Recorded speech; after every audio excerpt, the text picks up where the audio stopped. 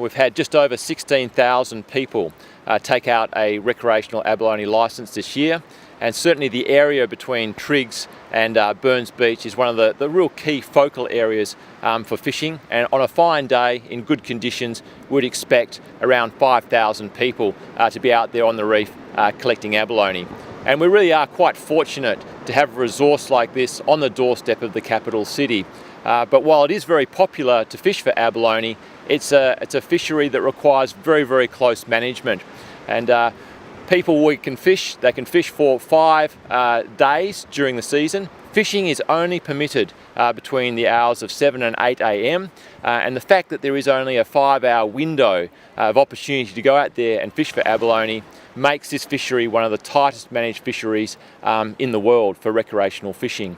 So certainly there'll be a lot of people out there enjoying the opportunity to catch what is regarded as a delicacy, but when people are out there on the reef, certainly it's important that they abide by the rules like the bag limits of 15 per day and also the minimum size of 60 mils for rose abalone. We're managing this fishery to a target catch of 20 tonnes. That means that you're looking at an average of about 4 tonnes of abalone coming out for each hour of the fishing season. With that sort of catch rates, it underpins the need to really monitor the recreational catch very closely. And if that catch does exceed the target of 20 tonnes, then we would have to take steps to close the fishery early if necessary. We do monitor the fishery, and obviously we do research each year to look at the stock abundance.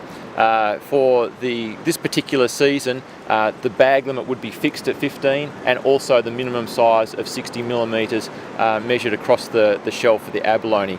If we have to take management action to actually protect the stocks because the fishing looks like it's going to actually exceed that target, then the measure would be to reduce the length of the season rather than change other management controls. There are different abalone stocks around the world. In many cases, they have actually collapsed because of overfishing, lack of compliance, those sorts of things. We are very fortunate to have this resource here to be able to be enjoyed by people living in Perth and also in the southwest. So it's again, it's a fishery that requires very careful management.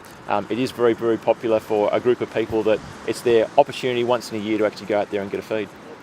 We're very fortunate in Western Australia and in Perth to have such an amazing fishery right on the doorstep of a large population base, and it's really important that people do the right thing. There is a strong sense of community stewardship which sits around this particular fishery, and it's something which we all cherish and we look after, and if we work together we're going to see it well and truly into the future as remaining sustainable. I think it's really also important that people take some personal responsibility for their safety and also take care of the other people that are fishing on the platforms around them, keep their eyes open and make sure that we're all looking after each other and staying safe, and at the end of the day all get to take home a feed of abalone back to the family. Abalone fishing, if you follow the simple rules of looking at the weather, wearing the appropriate clothing and following the simple safety tips, can be a perfectly safe activity to get out there and enjoy. It's really important that people take responsibility for their own safety, check the weather before they go and take care of themselves, their family, their friends and the other people that are around them while they're fishing out there on Sunday morning. Look, in the last 3 years, 3 fishers have lost their lives while undertaking abalone, and up to 42 people have been rescued off the popular rock shelf areas, and that's an alarmingly high number of deaths and rescues for what is essentially a 5-hour fishing period over the season.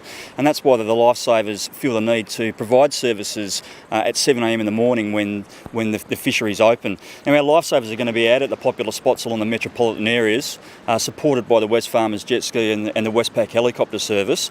And whilst the lifesavers will be there, it's important that people do understand that they are not their personal safety net. That the people that go out there need to take the appropriate safety precautions when they're out, and that is, check the weather before you go out and make sure that you understand it. It's really important that if you can't swim, you either make a decision not to go out there or you take the right safety equipment with you, which is wearing a flotation device, make sure you're wearing light clothing and appropriate footwear, and the bags that you're collecting your abalone in, make sure that they've got good drainage points so that they don't fill with water and weigh you down.